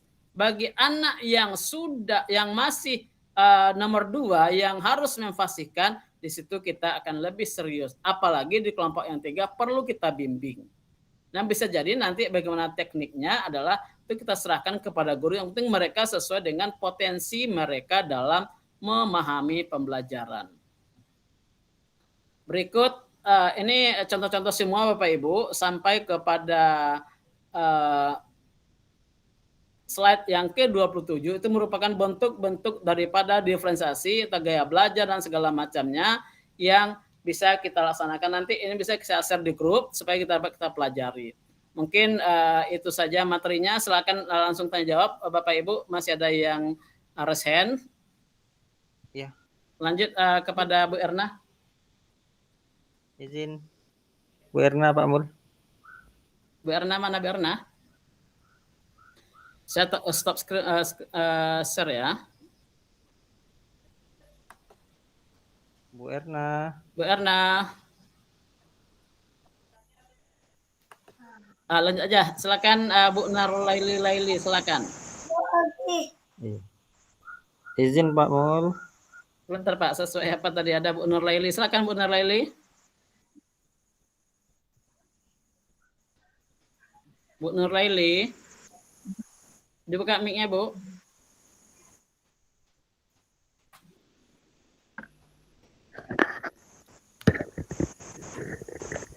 Silakan Bu Nurlaili. Lanjut Pak Yopi. Iya Bapak. Jadi begini. Terima kasih atas penjelasannya yang lumayan membuat jadi berpikir ya. Mungkin karena saya yang telat atau saya yang tidak mengikuti perkembangan kurikulum Merdeka ini, mungkin yang awal harus kita dipahami oleh guru adalah bagaimana membuat TP, ATP dan KKTP seperti yang tadi Pak Mul sering singgung. Beruntungnya bagi kawan-kawan guru yang sekarang sedang PPD itu kan ketika lokakarya diminta untuk membuat perangkat kurikulum Merdeka, jadi mereka bisa belajar bagaimana membuat TP, ATP, dan KKTP dengan baik. Nah, kesannya adalah seperti yang tadi disampaikan penanya sebelumnya, ketika ada siswa yang tidak bisa mencapai KKTP, maka sebenarnya yang guru kurang tepat dalam menyusun tujuan pembelajaran, kan begitu ya Bapak. Jadi tujuan pembelajaran itu jadi tanggung jawab guru. Ketika ada anak tidak mencapai KKTP, maka kelihatannya guru dalam membuat tujuan pembelajaran kurang tepat. Jadi saya mohon izin kepada Bu Nuryanis selaku Ketua KKG Provinsi, barangkali nanti ada acara selanjutnya tentang kurikulum Merdeka, lebih fokus ke bagaimana guru itu bisa menyusun tujuan pembelajaran, alur tujuan pembelajaran, dan KKTP sehingga nanti kelasnya itu bisa berjalan di akhir semester atau mungkin di akhir fase bisa berjalan sesuai dengan tujuan tadi gitu. Jadi ketika malam ini loncat ke pembelajaran berdiferensiasi dan asesmen, saya sepertinya ada sesuatu yang tidak nyambung gitu Ibu, tidak ngeling karena saya belum paham bagaimana TP, ATP dan KKTP yang disinggung Pak Mul tadi. Itu masukan saja Pak Mul dan Bu Nuryanis, terima kasih. Itu saja Pak Mul. Oke, terima kasih Pak Yopi. Bu Izin Erna, sedikit Pak Mul. ya silakan Bu. Boleh izin sedikit? Oke, sangat menarik ini ya peserta kita yang teraktif kayaknya malam ini adalah Pak Yofi ya. Pak Yofi dari mana Pak Yofi? Saya dari Kabupaten Sidoarjo, Jawa Timur, Ibu. Alhamdulillah kita kedatangan tamu ya saudara, tambah lagi saudara kita dari Jawa Timur. Oke, Bapak Yofi, sebenarnya apa yang Bapak Yofi harapkan itu untuk KKG PAI Provinsi Riau itu sudah pernah melakukannya. Kan ini kan udah tahun ketiga ya Pak. Kurikulum Merdeka sudah berjalan 3 tahun. Nah, itu di awal-awal kurikulum Merdeka muncul, kita sudah pernah memberikan pelatihan pembuatan perangkat ajar buat kurikulum Merdeka buat teman-teman. Itu malah luring ya Pak Mul, tapi memang iya tidak bisa semuanya ikut karena terbatas. Ini juga itu Pak Yopi. Tapi tidak apa-apa jika nanti memang dibutuhkan, insya Allah. Makanya setialah dalam link ya grup WA KKG PAI Provinsi Riau, insya Allah kita akan memberikan kebutuhan yang Bapak Ibu inginkan di tahun pelajaran baru nanti. Oke, terima kasih Pak Mul dan teman-teman. Ingat ya, tugas kita, PR kita ada untuk perangkat pembelajaran atau perangkat modul ajar akan tetap kita ulang kembali. Oke, terima kasih. Lanjut Pak Mul dan Bu Erna. Bu Erna silakan. Tadi Bu Nur Laili. Bu Nur Laili udah keluar kayaknya Bu. Udah keluar mungkin Bu Aspirani. Ya silakan Bu. Silakan Bu Ketua. Bu Aspirani silakan buka mic-nya. Terima kasih Pak Ketua. Saya dari tadi mendengarkan dengan seksama nih yang luar biasa sekali narasumber kita malam ini. Biasa di luar, Bu. Pokoknya luar biasa sama pokoknya. Sama-sama luar biasa gitu ya. Jadi Pak Mul, saya di sekolah saya itu memegang 12 kelas. Karena guru agama saya sendiri. Luar biasa. Ini yang luar biasa, Bu. Banyak jam muridnya luar biasa sekali jamnya. Pokoknya bengek dia. Jadi tapi insya Allah dijalani dengan mudah. Ikhlas jadi mudah. Jadi Pak Mul, itu jumlah murid hampir 315 orang. Dari kelas 1 sampai kelas 6 saya megang semua. Jadi kalau menurut pembelajaran kurikulum Merdeka ini, yang kata Pak Mul tadi, yang kinestetik itu siswanya dibedakan, yang visual dibedakan, yang auditori dibedakan. Nah, saya juga kelang kabut jadinya seperti itu gitu kan. Pernah saya coba juga seperti itu Pak Mul, yang suka jalan-jalan lah pokoknya gitu. Saya beri pula pembelajaran yang dia bagaimana dia tuh supaya dia tunak mengerjakan itu gitu. Karena kan kelas banyak itu. Muridnya dalam satu lokal ada yang 35 Pak Mul. Nah, gitu kan. Jadi bukan 4 seperti Pak Yopi tadi ya. Kalau 4 ya itu enak tuh ya. 4 orang cuma 4 kepala yang dipegang gitu ya. Ini 35 satu lokal gitu kan. Jadi ketika murid itu mendengar yang suka visual gitu ya, suka menengok video-video pembelajaran itu menengok itu. Yang berjalan juga dia Pak. Nah, gitu. Dia memang tidak konsentrasi dia karena dia memang tidak suka, apalagi suka disuruh membaca gitu ya, literasi itu nggak suka.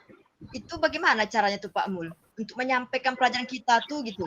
Nanti dia dikasih dengan pembelajaran yang memang minatnya tuh suka kain testik itu ya, kain estetik itu. Sebentar situ kemana-mana perginya gitu. Kadang-kadang tak masuk di dalam lokal tuh Pak Mul. Sampai guru kelasnya juga itu juga minta ampun gitu. Aduh gimana muridku yang satu ini, dia ada Pak, bukan semuanya, 1 atau 2 orang tuh pasti ada gitu. Berjalan dia kerja dari lokal ke lokal. Nanti setelah itu masuk lagi ke dalam lokal dia. Gitu. Gimana caranya tuh Pak Mul? Oke. Makasih Mbak Asfiani, Bu Ketua, sangat luar biasa juga. Nah, memang untuk pembelajaran berdiferensiasi ini mungkin menjelang terbiasa kita laksanakan ya. Kalau sudah terbiasa kita laksanakan, mungkin akan lebih nyaman karena siswa kita ayomi, kita ladeni dengan keinginan mereka sendiri. Sesuai dengan Bu Asfiana katakan tadi, ada yang suka auditori, yang membaca, dikasih bahan bacaan, yang suka kinestetik, yang jalan-jalan. Nanti berikan mereka materi yang bisa bergerak. Saya katakan tadi bahwasanya misalnya tentang bacaan-bacaan. Nah, buatlah susunan kartu, apakah itu apa yang mereka bergerak semuanya sehingga dia senang untuk belajar. Kemudian audiovisual, tayangkan yang sederhana-sederhana yang bisa kita guru sampaikan sehingga semua gaya belajar anak terakomodir. Artinya dengan satu pertemuan semua gaya anak terakomodir semuanya, nanti mereka bisa presentasikan. Itu yang suka jalan-jalan tadi, apa kira trik Bu Has supaya dia memang berjalan juga tapi materi masuk. Bagaimana caranya saya berikan, apakah itu dengan permainan kah itu, cari kawannya yang selevel dengan dia, yang suka berjalan juga, kasih tugas yang kira-kira dia bergerak, tapi inti dari tujuan pelajaran kita bisa masuk.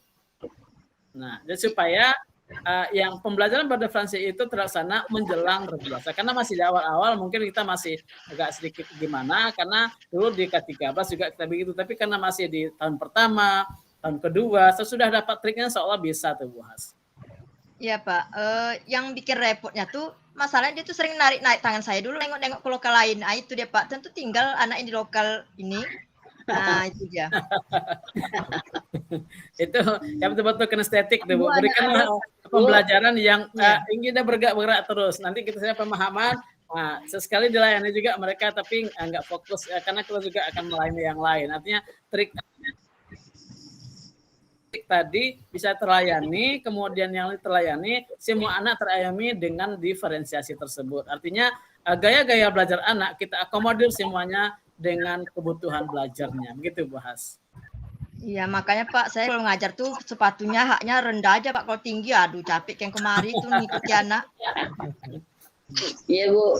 Oke, lanjut Pak Wiwin, masih ada? Iya Pak, memang itulah maksudnya untuk yang diferensiasi ini teknis pelaksananya itu memang saya pikirnya gini, kita nih kan masuk, katakanlah tadi yang di-share oleh Pak Mul tadi ada diferensi dalam gaya belajar. Nah tadi yang kinestetik, yang auditori dan lain sebagainya. Jadi kita masuk kelas 4. Terus ada, kita kelompokkan lah 3 gaya belajar anak ini dengan materi yang sama. Misalkan tadi materinya kelas 4 tadi kalau tidak salah perbedaan apa tadi Pak ya? Saling menghargai. Ya, saling menghargai dalam perbedaan. Jadi pikir saya dengan waktu yang itu sementara dengan gaya, misalkan nih dengan cara gaya belajar yang selama ini kita terapkan itu susah anak-anak untuk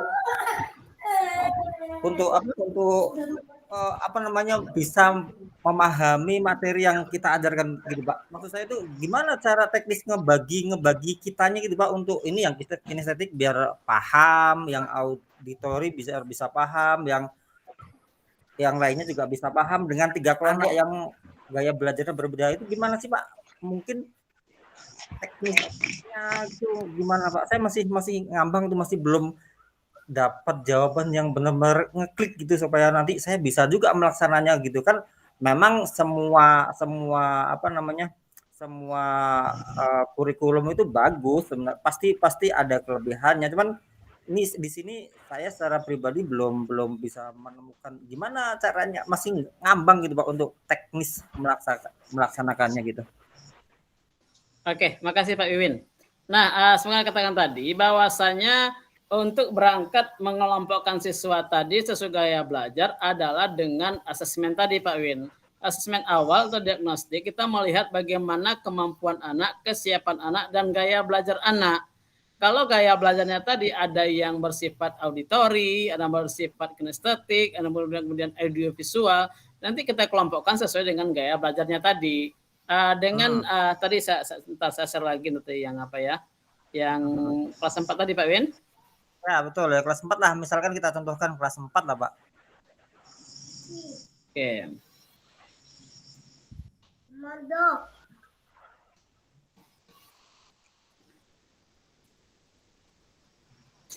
Nampak Pak Win? Belum muncul, Pak. Sudah belum? Belum muncul, Pak. On proses. Sudah Pak, sudah kelihatan. Sudah muncul, Sudah. sudah muncul, Pak. Nampak Pak Win? Siap, sudah, Pak. Oke. Nah, ini pembelajaran berupa konten berdasarkan gaya belajar peserta didik. Contoh, seorang guru pendidikan agama Islam kelas 4 SD sedang mengajarkan mengenai indahnya saling menghargai dalam keberagaman. Guru memberikan materi sesuai dengan profil atau gaya belajar peserta didik. Pertama, kalau audio visual, berikanlah lagu-lagu pembelajaran yang sesuai dengan tujuan pembelajaran, sesuai dengan capaian pembelajaran. Nah, kalau mereka kinestetik, nah bagaimana dia mengobservasi lingkungan agar indah saling menghargai itu dapat. Kemudian yang auditory, berikanlah bacaan-bacaan supaya mereka memahami tentang indahnya saling menghargai dalam keberagaman. Nanti di akhir pembelajaran atau sekitar kita bagilah waktunya dalam pembelajaran itu, mereka melaksanakan aktivitas sesuai dengan gaya belajarnya. Nanti ketika mungkin setengah jam berakhir atau 20 menit berakhir, nah coba dipresentasikan apa yang kamu dapat dari pembelajaran tadi. Contoh audiovisual, kamu tadi kan melihat video pembelajaran tentang indahnya saling menghargai dalam keberagaman. Nah, apa yang bisa kamu dapat di sana? Kalau mereka yang kinestetik, nanti tentang observasi lingkungan sekitar. Nah, apa kira-kira pembelajaran sesuai dengan tujuan pembelajaran yang kita buat, tentu kita arahkan ke situ. Dan auditory, carilah bahan bacaan yang sesuai dengan tujuan pembelajaran, capaian pembelajaran tadi. Sehingga nanti di akhir pembelajaran, anak-anak paham sesuai dengan apa yang mereka pelajari dan dengan gaya belajarnya sendiri, gitu Pak Win. Jadi gini ya Pak, ini lebih ke detail pelaksanaannya mungkin saya masih ininya Pak. Ya. Jadi anak itu kita kelompokkan lah yang audiovisual, yang kinestetik, yang auditory. Kemudian di satu kelas itu kita berikanlah yang audiovisual, kita berikan video pembelajaran, yang kinestetik kita suruh observasi lingkungan, yang auditory kita suruh membaca buku. Membaca buku. Jadi kalau di satu kelas itu semua ada tiga kelompok anak yang belajar ini, saya yakin yang auditori pun nanti akan larinya ke visual juga gitu. Enggak gitu Pak, pengalaman mungkin teman-teman yang lain sudah ada yang punya pengalaman mempraktekkan ini gitu. Berarti di asesmen awalnya Bapak kan sudah mengelompokkan anak tuh yang betul-betul auditori yang mana, yang betul-betul visual yang mana. Nah, kalau mereka betul-betul visual, mereka akan tertarik dengan visual. Ke auditori, sekalipun dia dikasih tontonan, dan tidak menarik bagi dia karena memang gaya belajarnya auditori. Jadi kalau Pak Win katakan tadi dia akan beralih ke visual, berarti gaya belajarnya ke visual juga. Bisa jadi nanti nggak mesti 3 Pak ya, nggak mesti 3 dalam satu kelas ada, tapi sesuai dengan kondisi anak. Kalau memang 2 yang ada, kita ciptakan 2 pembelajaran. Kalau ada 3, ciptakan 3 pembelajaran. Kalau ada 1, nanti di kelas Bapak itu semua senang menonton, semua senang laksanakan itu. Jadi tidak harus, itulah gunanya asesmen diagnostik. Jadi tidak harus berdiferensiasi ya Pak ya. Kalau misalkan diferensiasi itu artinya kan mengayomi sesuai dengan kebutuhannya. Kalau di kelas contoh di kelas A, nah Pak Win dia pada senang menonton, mayoritas senang menonton, kalau dikatakan begitu, ya kasihkanlah tayangan-tayangan. Tapi kalau seandainya ada yang suka jalan-jalan, nah berikanlah yang mereka yang kinestetik tadi. Jadi sesuai dengan kebutuhan anak, ada 3 kelompok, haruskah ketiganya? Tentu sesuai dengan kondisi anak kita masing-masing. Iya. Gitu Pak Win. Siap Pak, siap. Bapak Ibu silahkan mengisi daftar hadir yang sudah dikirim di link chat. Ya mungkin Bu Untung. Mungkin yang terakhir Bu Erna, karena ada 9:30 kita kemarin kemalaman, saya ini 9:10 aja lah. Oke. Ya Pak, di sini saya mau masih seperti kata Pak Win tadi Pak, masih agak ngambang sedikit Pak ya, saya masih mengenai pertanyaan saya tadi Pak, mengenai anak yang ketinggalan TP tadi Pak ya. Kemudian kebetulan kami kan juga ada anak yang di sekolah itu ada beberapa orang anak yang berkebutuhan khusus gitu Pak.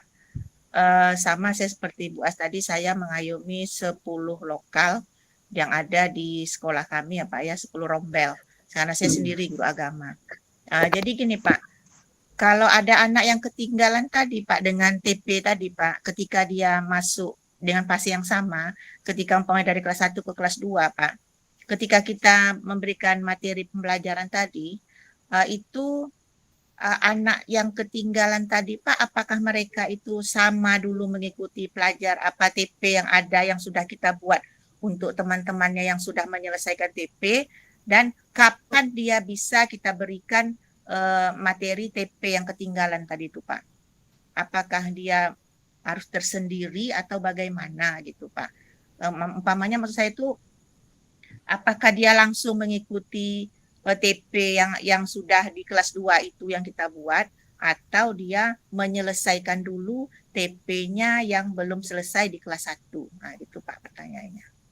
Oke Bu, secara ketentuan dalam pembelajaran kurikulum 2013 bahwasanya anak dalam satu fase harus menguasai TP yang sudah ditetapkan oleh guru. Nah, jika di kelas 1 dia belum selesai atau katanya belum menguasai KKTP-nya, di kelas 2 dilanjutkan lagi. Berarti dia harus menyelesaikan itu dulu supaya nanti kadang-kadang kan antara TP yang 1 dengan 2 saling berkaitan. Jadi kalau dia belum menguasai secara penuh, kalau paling tidak bisa sesuai dengan KKTP-nya, baru lanjut ke materi berikutnya.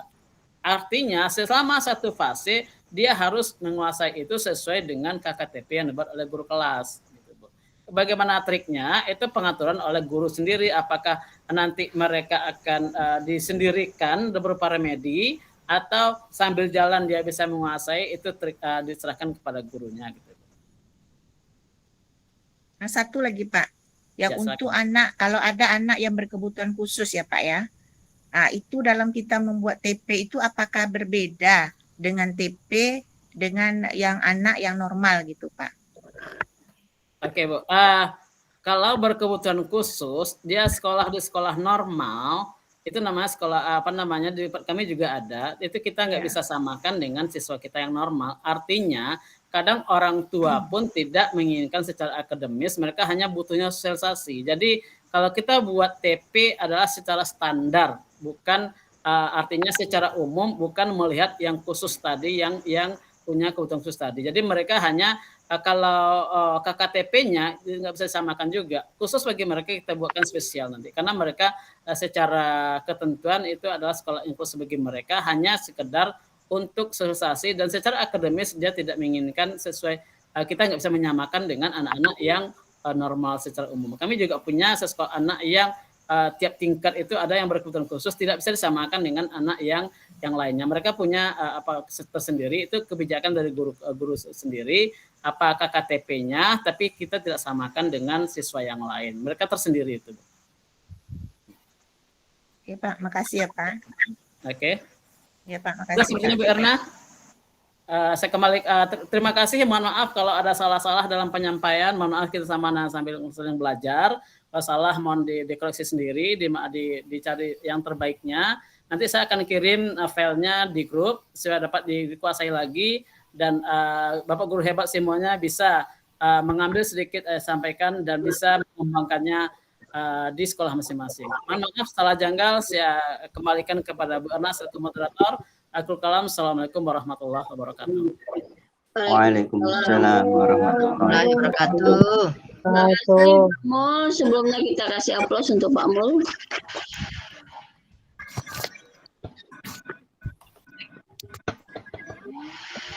Ya, apa pantun, gitar patah tiada senar, dapat dijual 10 dinar. Usailah sudah acara webinar, moga mendapat ilmu yang benar. Bapak Ibu sekalian, udah bagi PT-nya Pak Mul. Udah di grup Pak. Kirim Pak Mul di grup ya Pak Mul ya. Iya, saya kirim di grup itu. Oke, makasih Pak Mul. Kemudian saya ingatkan kembali untuk Bapak Ibu agar mengisi absensi kita atau daftar hadir kita pada malam hari ini di kolom chat. Silakan diisi supaya panitia bisa merekap kehadiran kita. Tadi di awal sudah disampaikan oleh Ibu Ketua kita bahwa minimal kehadiran adalah 2/3. Ya minimal 2 hari baru bisa dikeluarkan sertifikatnya. Baik Bapak Ibu sekalian, acara webinar kita pada malam hari ini alhamdulillah telah berjalan dengan lancar. Mudah-mudahan apa yang telah disampaikan oleh Pak Mul tadi dan sharing dari beberapa rekan guru dapat menambah ilmu kita semua, dan ya insya Allah nanti tahun ajaran baru, tahun ajaran ini semua kita sudah menggunakan kurikulum Merdeka, dan mudah-mudahan kita siap dengan kurikulum Merdeka. Dan jangan lupa mengisi atau membuat PMM atau mengerjakan PMM kita Bapak Ibu, mengingatkan. Baik, terima kasih atas kehadiran Bapak Ibu sekalian, dan terutama kami ucapkan terima kasih sekali lagi kepada Pak Mul yang telah sudi memberikan ilmunya kepada kita semua. Mudah-mudahan menjadi ilmu yang bermanfaat dan mendapat pahala. Amin. Ya, saya akhiri dengan sebuah pantun, lancang kuning menuju samudra, menerjang ombak sudah. Saya selaku acara mohon maaf jika ada salah kata. Saya akhiri dengan ucapan wabillahi taufiq wal hidayah. Wassalamualaikum warahmatullahi wabarakatuh. Waalaikumsalam warahmatullahi wabarakatuh.